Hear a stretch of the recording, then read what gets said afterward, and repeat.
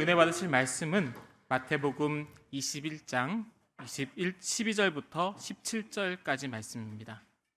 신약성경 35쪽에 있습니다. 제가 봉독하겠습니다.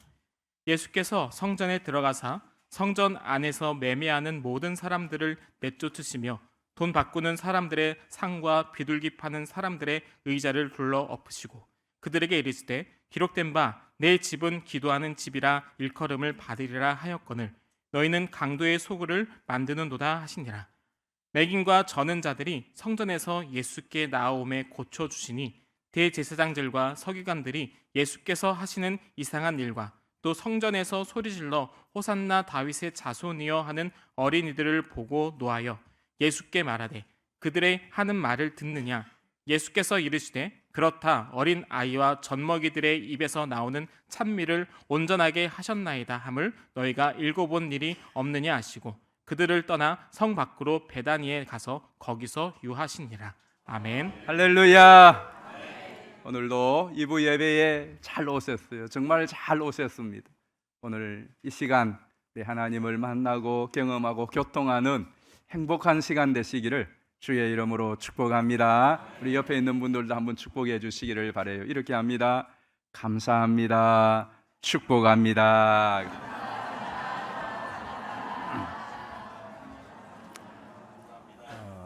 우리 하나님은 빌립보서 2장에 보면 우리로 소원을 두고 행하게 하시는 분이라고 그랬어요. 하나님께서는 여러분 한 분 한 분을 향한 하나님의 뜻이 있지 않겠습니까? 또 우리로 이 세상을 살 때에 그냥 막 살도록 하지 않고요, 우리로 소원을 두고 행하게 하시는 분이 하나님이시고요, 또 우리에게 그 말은 우리에게 소원을 주시는 거예요.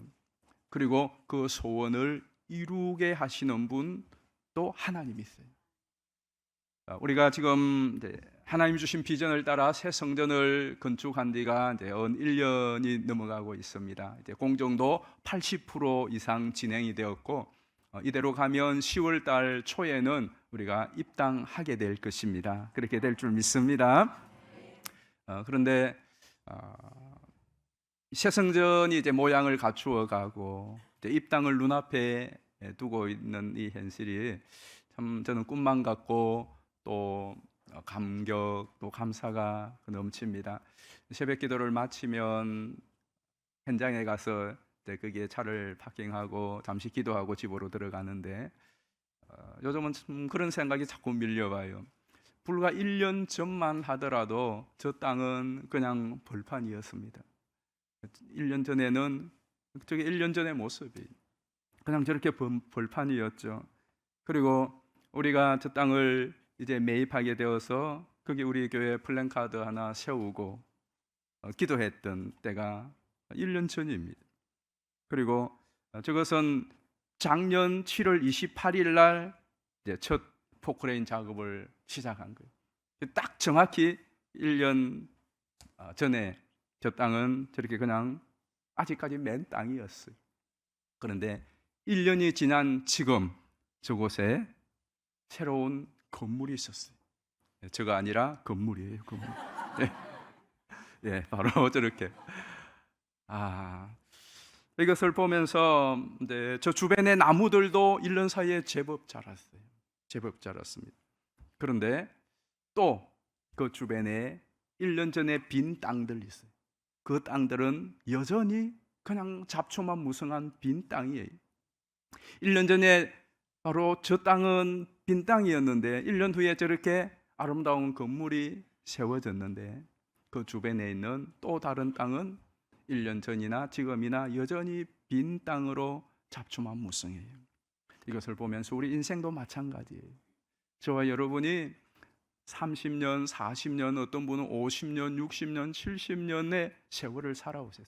그 긴 세월이 지난 동안 참 좋은 인품과 성격과 등망을 갖춘 어른으로 세워진 분들도 계세요. 그러나 세월이 무수히 흘러갔지만 어느 시점에서 스톱되어서 더 이상 자라지 않고 방치되는 그런 인생도 있습니다. 신앙도 마찬가지겠죠. 우리가 교회에 10년을 다녔어요. 20년을 다녔습니다. 30년을 다녔습니다. 신앙생활을 한 지가 수년이 흘러서 내가 믿음의 성숙이 이루어지고 예수님을 닮아가고 이제 봉사를 하고 다른 사람을 위하여 섬기고 헌신도 하는 그런 믿음의 성장이 있는 사람이 있는 반면에 10년, 20년, 30년이 지나지만은 별반 진보도 없이 오히려 어떤 경우는 퇴보한 그러한 상태로 지내는 신앙도 있을 수가 있습니다. 그렇다면 무엇이 그러한 차이를 만들까요? 지축 1119번지가 1년 전에는 맨 땅이었습니다. 그런데 1년 후에 거기에 건물이 정말 아름다운 건물이 세워졌어요. 그러나 그 주변에 여전히 1년 전에 맨 땅이었던 땅은 지금도 맨 땅으로 있습니다. 무엇이 이 차이를 만든 것이었겠습니까? 지축로 1119번지를 가슴에 품고 비전을 품고 그 일을 위하여 기도하고 그 일을 위하여 헌신한 사람들 때문에 그 땅은 1년 후에 새로운 건물이 선 땅으로 바뀌었죠. 누가 그렇게 한 것이죠? 여러분들이 그렇게 한 거예요. 여러분들이 지축로 1119번지 그 땅을 품고 기도하고 그리고 그 땅에 성전이 세워지기를 간절히 기도하며 헌신해 온 결과 1년 후에는 저렇게 아름다운 집이 건축되어졌어요. 그러나 아무런 꿈도 품지 않고 아무런 일도 하지 않은 그 땅은 10년이 지나도 그대로 있을 뿐이에요. 물론 이 모든 일은 전적으로 하나님의 은혜와 하나님의 도우심과 하나님의 인도하심이었지만 그러나 그 하나님의 인도와 도움과 하나님의 은혜는 그냥 아무에게나 부어지는 것은 아니 정확히 말하면 아무에게나 부어져요. 그런데 그것을 받아서 실제로 만드는 사람은 그 뜻을 품고 기도하고 헌신하는 사람들이에요. 이것은 모든 일이 그렇습니다. 모든 일이 그래요. 아무것도 하지 않고 아무런 꿈도 품지 않으면 아무 일도 일어나지 않아요. 여러분의 인생에도 그렇고요. 여러분이 다니는 직장에도 그렇고 교회도 마찬가지입니다. 그저 내가 주일이 되어서 예배에 왔어요. 아무 꿈도 없어요. 그저 찬송을 해요. 찬양대가 찬양을 하는데 찬양을 해야 되니까 찬양을 할 뿐이에요. 틀리지 않게 열심히 하기는 해요. 기도하는 것도 마찬가지예요. 열심히 기도는 합니다. 그런데 내가 어떤 분명한 목적과 뜻을 품지 아니하면 계속 기도는 하는데 그 수준에 그냥 머물러 있습니다. 그저 예배 드릴 뿐이에요. 10년 우리가 예배 들었어요. 20년 예배 들었어요. 그냥 그걸로 끝이에요. 그냥 내가 열심히 기도했어요. 그냥 기도하는 것으로 더 이상 다른 건 없어요. 끝나면 그만이. 찬양도 마찬가지예요. 내가 10년을 찬양대했어. 20년을 찬양대했어. 그래서 그냥 그게 끝이에요. 그런데 10년, 20년을 찬양하면서 찬양의 실력도 올라가고 찬양의 영성도 올라가고 찬양하면서 내가 달라졌어. 어떤 사람일까요? 뜻을 품고 꿈을 품고 그 꿈을 위하여 기도하고 헌신하고 노력하면 똑같이 일을 하는 것 같지만 시간이 지날수록 격차가 일어나는 것입니다. 그래서 꿈은 굉장히 중요해요. 여러분이 연세가 어떠하신지 간에 어린 아이들만 꿈이 있어야 되는 것이 아니고요. 80, 90이 되셔도 꿈이 있어야 돼요.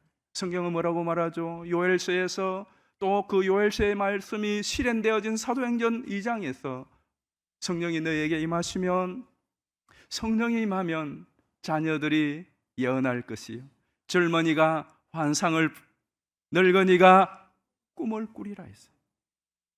이것이 우리와 상관없는 것이 아니라 여러분의 어린 시절, 여러분의 청년의 시절, 여러분의 노년의 시절에 실제가 되기를 주의 이름으로 축복합니다.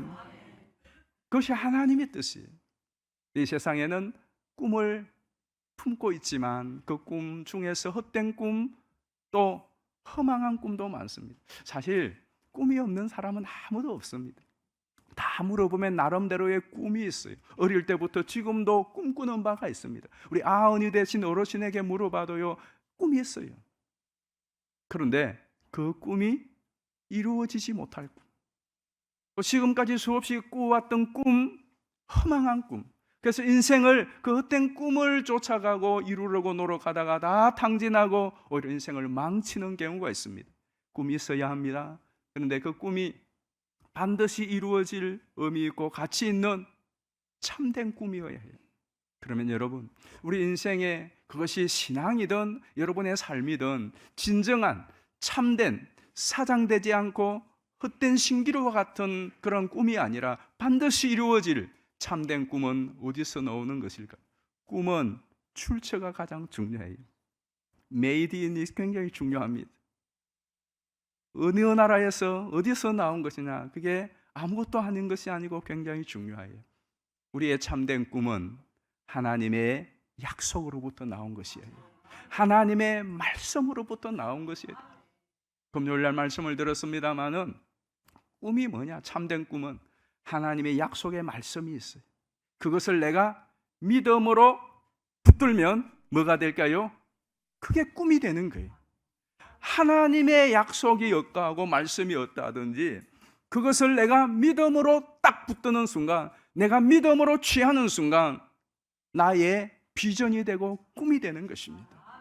히브리서 11장 1절 말씀 보실까요? 땅이요 보이지 않는 것들의 증거니. 아멘.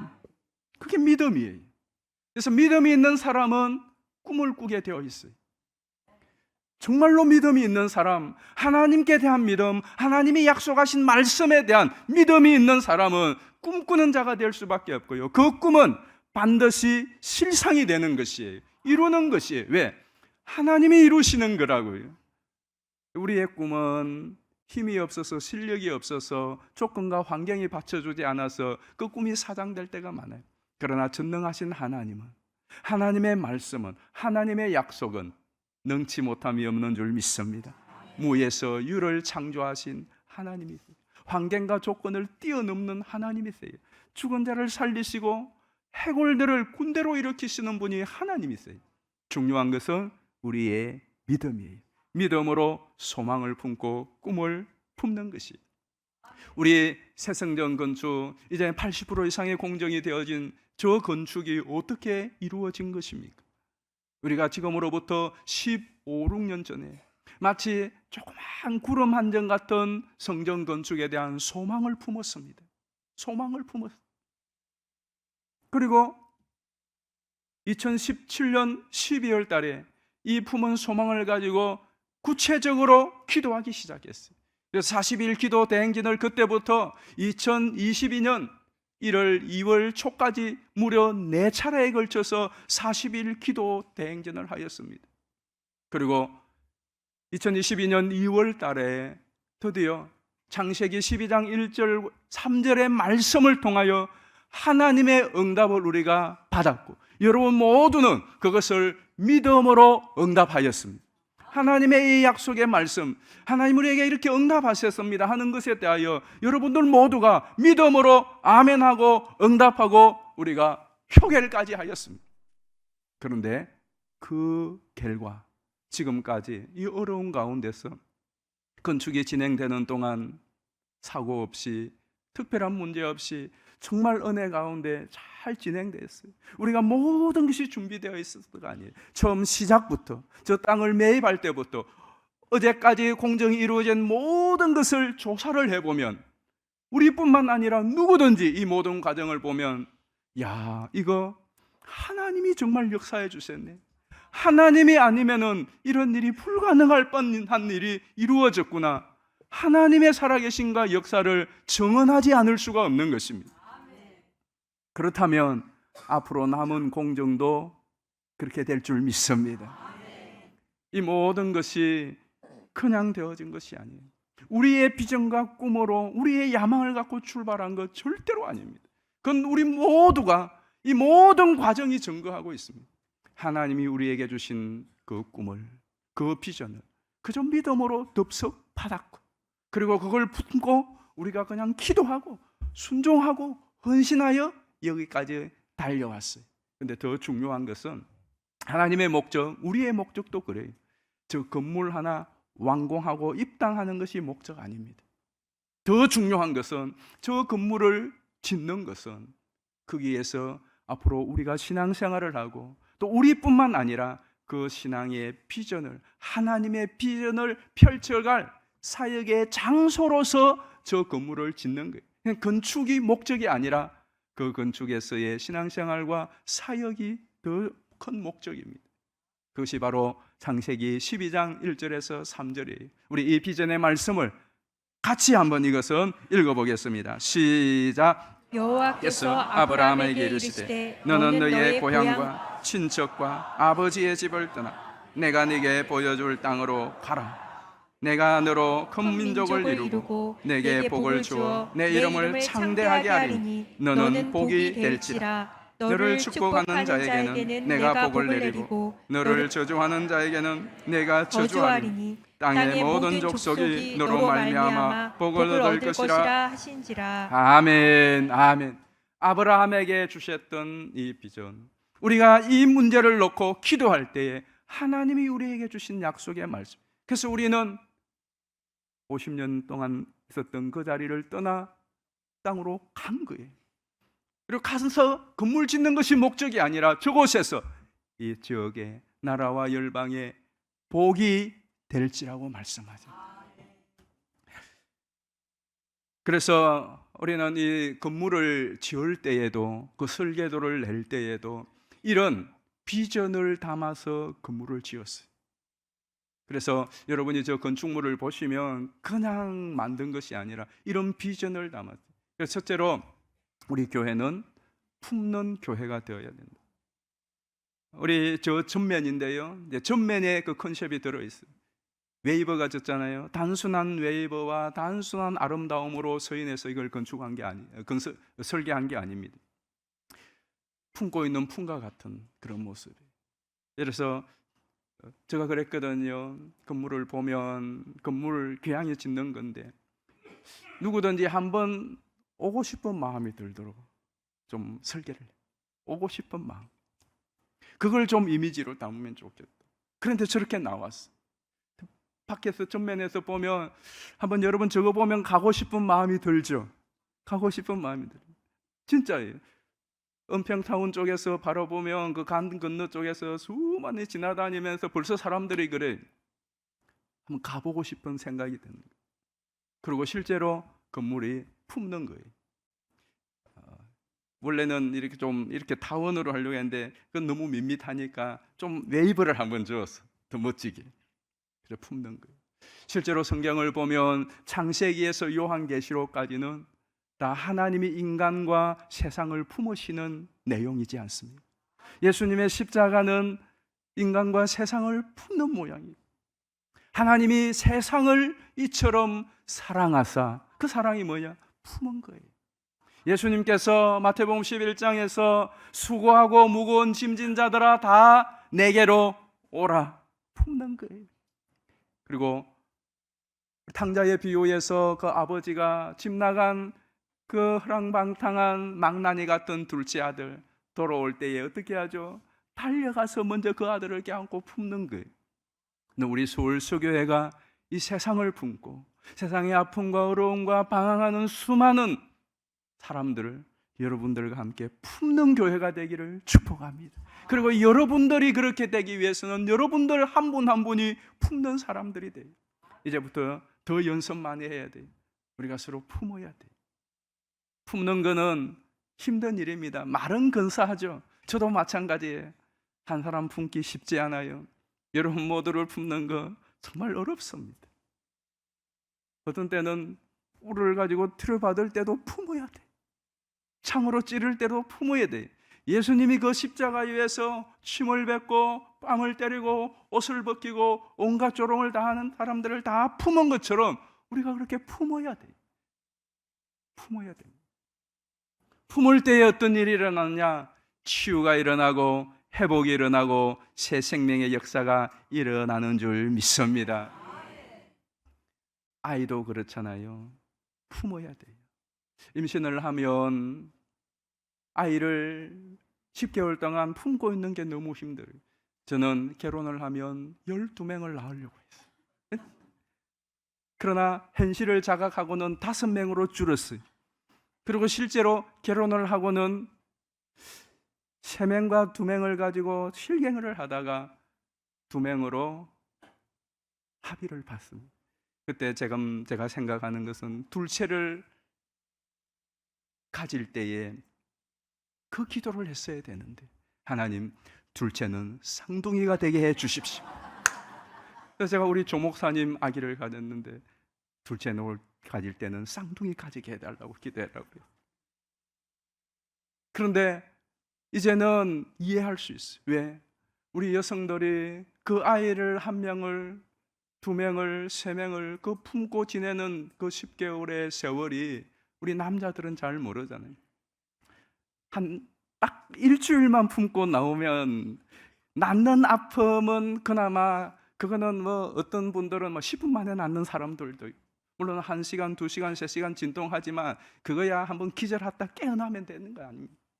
그냥 죽을 고생을 해서 힘을 줘서 아기를 낳는데 너무 힘들어 기절 한번 하고 깨어나면 좀 지나면 괜찮아요.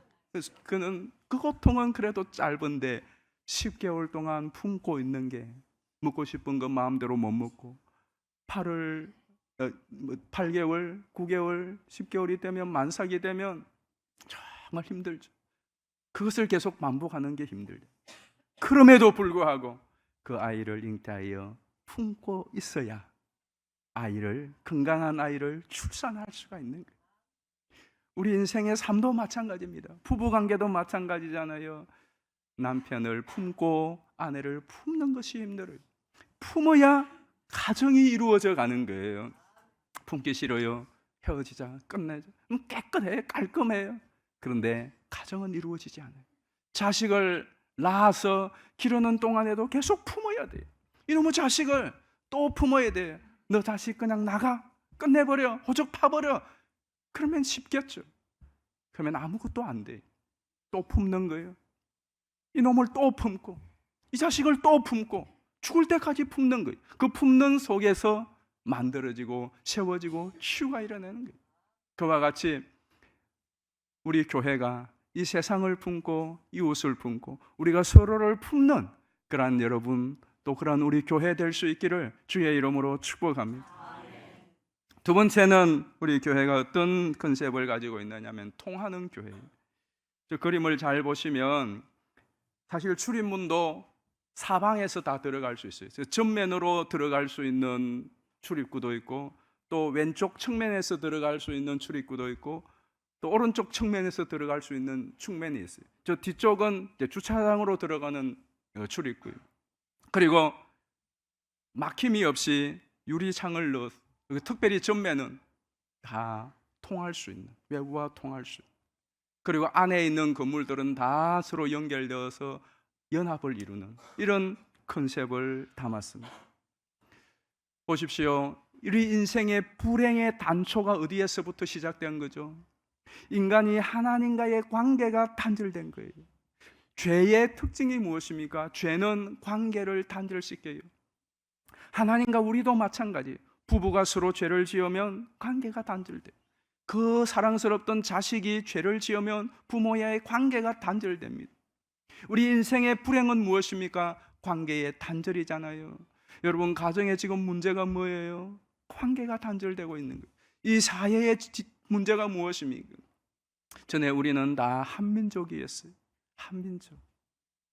한민족이었고 한 동네였고, 그래서 그냥 같이 서로 싸우기도 하고 지지고 볶고, 그래도 우리 하나였습니다. 단절이 안 되었어요. 가정도 마찬가지예요. 할아버지, 할머니, 또 손자, 손녀, 가족들이 함께 있었어요. 싸우고 집 나간다고 몇 번이고 말하지만 그래도 또 통하는 거예요. 교회도 마찬가지예요. 근데 이제는 다 단절됩니다. 이것이 우리가 안고 있는 불행이에요. 근데 우리는 갈수록 더 단절이지 통할 수가 없어요. 통하고 싶어요. 같이 있고 싶어요. 그런데 그렇게 할 수 있는 힘이 우리에게는 없습니다. 공통 분모도 부족해지고요. 그래서 세대 간에 심각한 단절이 이루어져요. 가랜동에 있을 때부터 말씀을 들었지만 새성전을 지으면 정말 아이부터 노년까지 함께 예배드릴 수 있는, 함께 할 수 있는 시간을 좀 많이 가지려고 그래요. 함께 해야 돼요. 그래야 통하는 게 있어요. 예수님께서 이 땅에 오셔서 십자가를 지신 이유가 무엇이죠? 하나님과 우리의 막혀진 관계를 트기 위하여 십자가에 죽으셨어요. 그 십자가로 원수되게 한 것을 화목케 하시고 막힌 담을 하시고 하나 되게 하신 줄 믿습니다. 하나님과 우리뿐만 아니라 먼데 있는 저와 여러분을, 유대인과 이방인을, 우리 서로를 하나 되게 하시고 연결시키시고 통하게 하시는 거예요. 그래서 우리 서울서교회가 이 세상과 통하고 하나님과 통하고 서로가 통하는 그런 교회가 되기를 축복합니다. 여러분이 그런 분들이 되시기를 바라요. 말이 통하고 생각이 통하고 좀 마음이 통해야 되지 않겠어요? 근데 그 일은 저절로 안 돼요. 세상에서는 할 수 없습니다. 말씀과 기도를 통하여 교회 안에서 주님으로 가능해지는 거예요. 자, 세 번째로는 어떤 컨셉을 가지고 있느냐 하면 살리는 교회예요. 우리 교회의 전면 외관을 보시면 그 웨이버가 단지 품는 것만을 의미하는 것이 아니라요, 이 웨이버도 상당히 예술성을 가진 웨이버가 되었어요. 근데 거기에는 어떤 걸 품느냐 하면 성령의 생기, 그 바람결의 모양을 가지고 있습니다. 자, 안에서 보면, 다른 각도에서 보면 저렇게 돼요. 안쪽에서 보면은 더 역동적이죠. 굉장히 멋있지 않습니까? 이 안쪽에서는 저러한 저게 공사가 너무 까다로운 공사예요. 그래서 건설 회사에서도 이것 때문에 정말 애를 먹었어요. 정말 까탈스럽고 힘든 공정이었지만은 저 그렇게 했어요.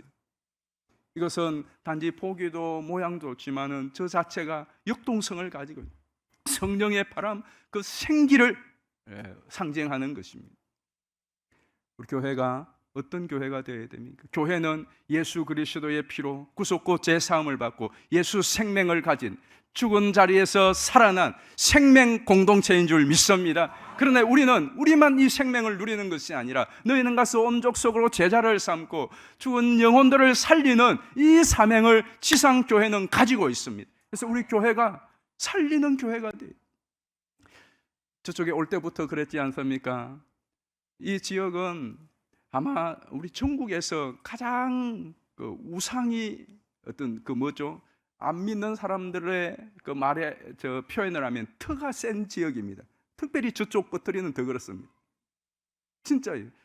북한산 자락에 오만 산당들, 또 유명한 절들 엄청나게 많습니다. 영적으로 보면 터가 굉장히 센 터에 오죽했으면은 그 터의 주소가 1119이겠습니다. 천국의 119란 말이에요.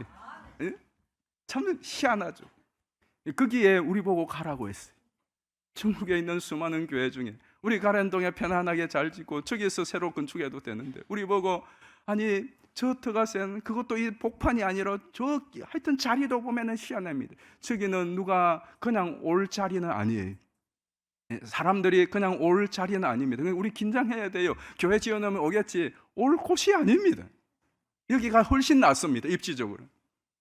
근데 하나님께서 거기에 우리를 보내신 것은 그 지역에 죽어가는 영혼, 그 악한 영의 세력을 물리치고 하나님의 성령의 생기가 넘치는 그곳에서부터 그 성령의 새바람이 이 지역과 나라와 열방으로 불어가는 일에 우리를 사용하시기 위함인 줄 믿습니다. 너희는 복의 근원이 될지라고 말씀, 참된 복의 근원이 될지라고 모든 저주를 끊고 모든 악한 영들의 세력을 끊고 막힌 담을 헐고 곳곳에 막혀 있는 것들을 뚫어내는 그러한 생명력 있는 생명 살리는 공동체가 되도록 우리에게 비전과 사명을 주신 줄 믿습니다. 이를 위하여서 이제 우리가 여러 가지 이제 사역들을 하게 될 거예요. 그래서 내부도 나름대로 이렇게 명칭을 잡아서 아직 내부는 공사가 한참 진행되기 때문에 뭐 사진을 여러분이 보여드릴 수는 없습니다만 1층은 제목을 웰컴 라운지라고 그랬어요.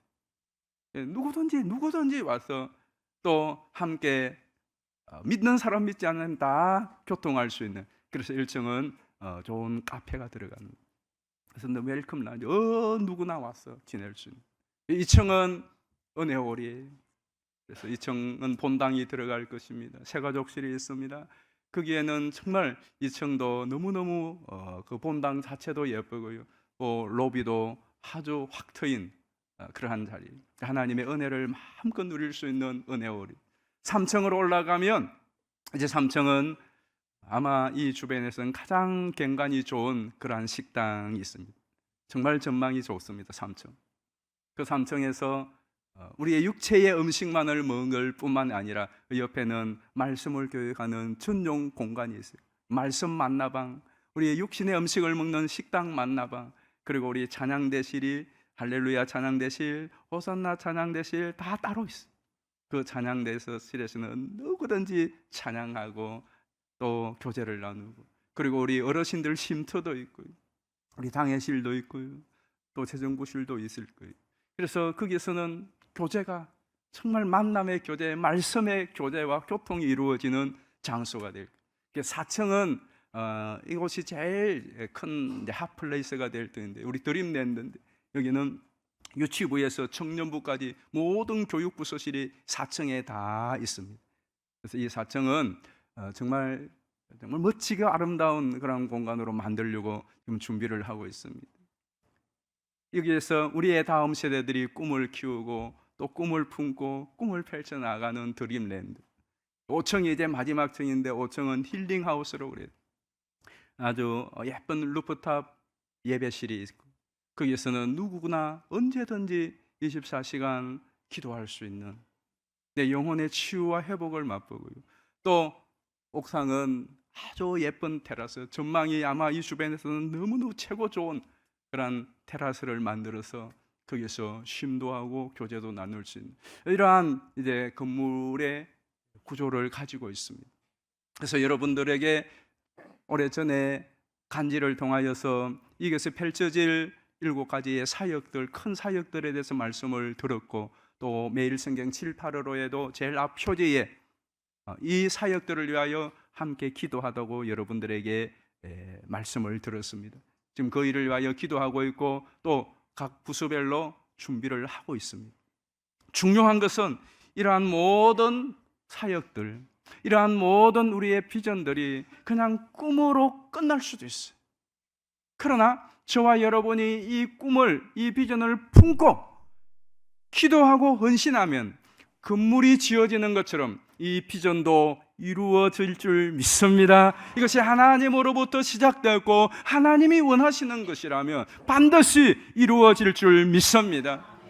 무엇보다 이 일을 위하여 기도가 많이 필요합니다. 우리가 10만 시간 기도 대행진을 하고 왜 40일 기도 대행진을 성전 건축 시작하기도 전에 4번씩이나 했습니까? 기도해야 될, 또 하나님께서는 기도를 통하여 주의 일을 행하시는 것입니다. 그래서 품는 교회, 통하는 교회, 살리는 교회, 어떻게 많은 방법이 있지만 그러나 그게 다 이루어지기 위해서는 먼저 기도가 우선되어져야 돼요. 그래서 기억하십시오. 한번 따라 하실까요? 기도로 품고 기도로 통하고 기도로 살린다. 정말 그렇습니다. 기도로 품어야 돼요. 먼저 여러분 이 세상을 기도로 좀 품어야 돼요. 이 나라를 여러분이 기도로 좀 품어야 돼요. 우리 아프고 힘든 연약한 사람들을, 때로는 원수 같은 사람들을 어떻게 품을 수 있습니까? 먼저 기도로 품는 거예요. 나를 힘들게 하고 나를 아프게 하는 그 사람, 내가 먼저 기도로 품을 수 있어요. 기도하는 것이 품는 거예요. 그리고 기도로 하나님과 통할 수 있고, 기도로 저 멀리 있는 저 사람과 나와 전혀 말이 통하지 않는 그 사람과 기도로 먼저 통하기 시작합니다. 내가 기도하면 그 사람을 위하여 기도할 때 그 사람과 통할 수 있는 접점이 생기기 시작해요. 마치 기도는 들려가 같고요, 기도는 송곳과 같아요. 기도는 접착제와 같기도 합니다. 여러분 먼저 기도하는 일을 우리가 힘써야 돼요. 그리고 기도로 살릴 수가 있어요. 우리가 무슨 수로 살릴 수 있습니까? 나도 살릴 수 없는데 다른 사람을 어떻게 살리고, 지역을 어떻게 살리고, 나라와 열방을 어떻게 살려요? 그렇게 구호는 거창하지만은 그 다 그냥 허상과 같아요. 그러나 여러분, 저와 여러분이 정말로 나라를 위하여 기도하고 다른 사람을 위하여 기도하고 이 지역을 위하여 기도할 때에 살리는 분은 하나님이십니다. 성령의 역사입니다. 우리가 기도할 때에 살릴 수가 있습니다. 실제로 솔로몬이 새 성전을 건축하고 난 후에, 그 솔로몬 성전을 건축하고 난 후에 제일 먼저 성전 봉헌 제사를 드렸어요. 그 봉헌 예배를 드리고 난 후에 솔로몬은 온 백성들 앞에서 그 성전에서 또 봉헌 기도를 드립니다. 이 기도가 솔로몬의 비전이고 하나님의 비전이었어요. 저는 이 기도가 저와 여러분의 비전이고 우리 교회의 비전이고 또 이 비전의 기도를 우리 모두가 함께 들었으면 좋겠어요. 한번 같이 기도하는 마음으로, 우리 기도하는 마음으로 열왕기상 8장 38절부터 이 봉헌 기도를 같이 한번 읽어보겠습니다. 시작. 한 사람이나 혹 주의 주의 온 백성 이스라엘이 다 각각 자기의 마음의 재앙을 깨닫고 이 성전을 향하여 손을 펴고 무슨 기도나 무슨 간구를 하거든 주는 계신 곳 하늘에서 들으시고 사하시며 각 사람의 마음을 아시오니 그들의 모든 행위대로 행하사 갚으시옵소서. 주만 홀로 사람의 마음을 다 아심이니이다. 또 주의 백성 이스라엘에 속하지 아니한 자 곧 주의 이름을 위하여 먼 지방에서 온 이방인이라도 그들이 주의 크신 이름과 주의 능한 손과 주의 펴신 팔의 소문을 듣고 와서 이 성전을 향하여 기도하거든 주는 계신 곳 하늘에서 들으시고 이방인이 주께 부르짖는 대로 이루사 땅의 만민이 주의 이름을 알고 주의 백성 이스라엘처럼 굉회하게 하시오며 또 내가 건축한 이 성전을 주의 이름으로 일컫는 줄을 알게 하옵소서. 아멘. 성전을 향한 솔로몬의 이 기도에 대한 비전이 또한 하나님의 비전임을 세월이 많이 흘려서 이스라엘이 국운이 흔들흔들할 그때에도 하나님께서는 이 비전이 하나님의 비전이심을 놓치지 않고 재천명하는 말씀이 있어요. 그것이 바로 이사야 56장 6절 7절입니다. 한번 읽어보실까요? 또 여호와와 연합하여 그를 섬기며 여호와의 이름을 사랑하며 그의 종이 되며 안식일을 지켜 더럽히지 아니하며 나의 언약을 굳게 지키는 이방인마다 내가 곧 그들을 나의 성산으로 인도하여 기도하는 내 집에서 그들을 기쁘게 할 것이며 그들의 번제와 희생을 나의 제단에서 기꺼이 받게 되리니 이는 내 집은 만민이 기도하는 집이라 일컬음이 될 것임이라. 아멘. 이 하나님의 비전은 지금도 유효하였어. 특별히 예수님께서 이 땅에 오셨을 때에 예루살렘 성전을 향하여서 예수님도 똑같은 말씀을 하셨습니다. 그것이 바로 우리가 읽은 본문이에요. 우리 읽은 본문 12절 13절만 같이 한번 읽어보겠습니다. 같이 읽겠습니다. 예수께서 성전에 들어가사 성전 안에서 매매하는 모든 사람들을 내쫓으시며 돈 바꾸는 사람들의 상과 비둘기 파는 사람들의 의자를 둘러 엎으시고 그들에게 이르시되 기록된 바 내 집은 기도하는 집이라 일컬음을 받으리라 하였거늘 너희는 강도의 소굴을 만드는도다 하시니라. 아멘. 예수님께서 친히 이제는 자신이 성전이 되시사 모든 규례를 철폐하시고 누구든지 오늘 본문에 나왔던 맹인과 전원자들 어린 아이까지도 누구든지 전에 와서 마음껏 하나님께로 나아갈 수 있는 기도의 길을 여신 분이 예수님입니다. 이것이 또한 십자가 사건이기도 합니다. 그러므로 여러분, 우리가 이제 새 성전 입당을 바라보며 준비할 때에 무엇보다도 이 예배당이, 이 성전이 만민을 위하여 기도하는 처소가 되도록 우리가 준비해야 돼요. 또 중요한 것은 여러분이 기도의 사람이 되기를 축복합니다. 여러분이 만민을 위하여 기도하는 사람이 되고 여러분이 여러분 자신을 위하여 하나님 나라를 위하여 기도하는 기도의 사람들이 되기를 축복합니다. 여러분, 실제로 어떻게 기도 생활을 하고 계세요? 우리 교회에는 새벽 기도가 있습니다. 그리고 저녁에는 매일 저녁 365 기도가 있습니다. 그리고 여러분들을 위하여 나라와 열방을 위하여 기도하는 100여 명이 되는 중보 기도단원들이 있습니다.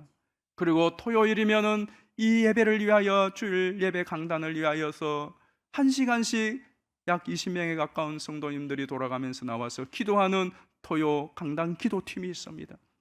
그리고 금요일이면은 많은 사람들이 나와서 함께 부르짖는 금요 기도회가 있습니다.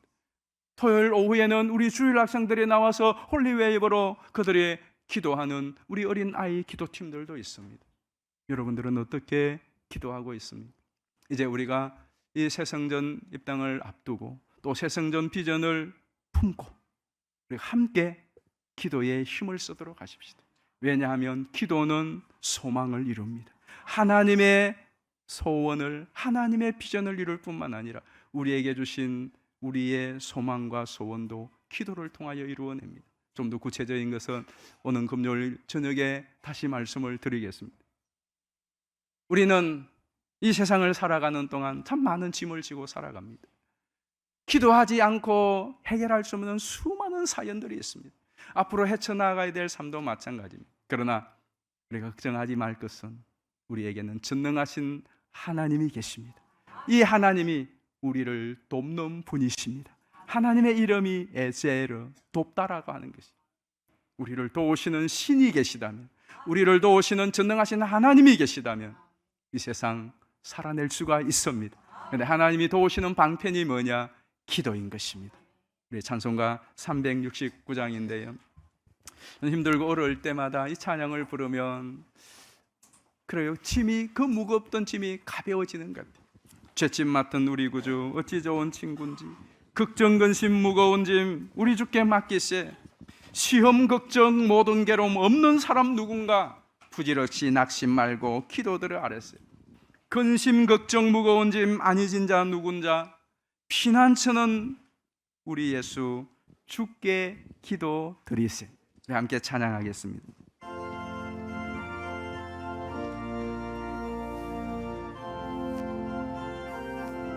죄짐 맡아 죄짐 맡은 우리를 주 어찌 좋은 친구인지, 걱정 근심 무거운 걱정 근심 무거운지 우리 주께 우리 주께 맡기세. 주께 고함 없는 거로 주께 고함 없는 거로 복을 받지 못하네.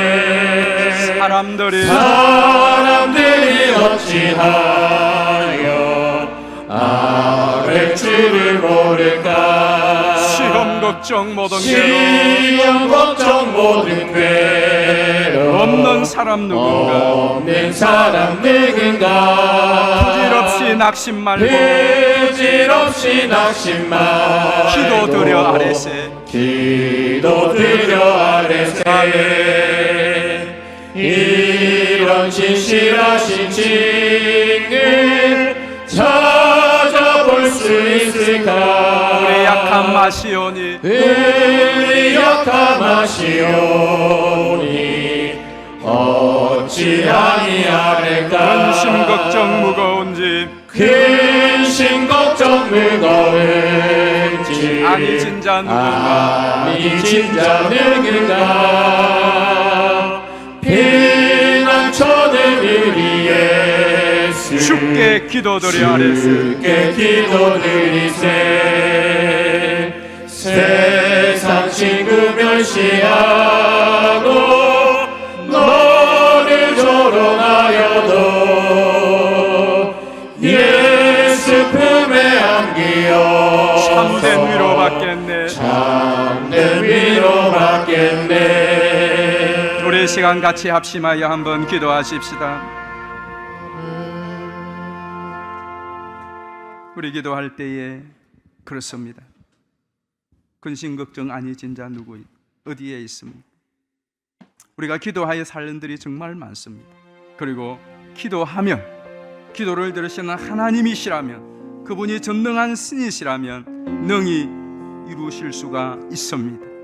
이 시간 기도할 때 먼저 우리 교회가 정말 새 성전에서 이 세상을 품고 많은 연약한 이들을, 아픈 이들을 품고 살리고 회복시키고 치유하는 교회가 되게 하시고, 또 여러분 자신이 새 성전에서 주님을 만나고 치유하고 회복하고 인생의 비전과 하늘 소망을 품는 그런 신앙생활이 될 수 있도록 성령님 기름 부어 달라고, 무엇보다도 우리 서울서교회가 기도로 불타는 교회가 되게 하시고 기도에 불씨를 붙이는 교회가 되게 하시고, 이 교회가 이 지역에 또 누구든지 언제나 기도하고 싶을 때 와서 기도할 수 있는 좋은 기도의 처소가 되게 하여 주시옵소서.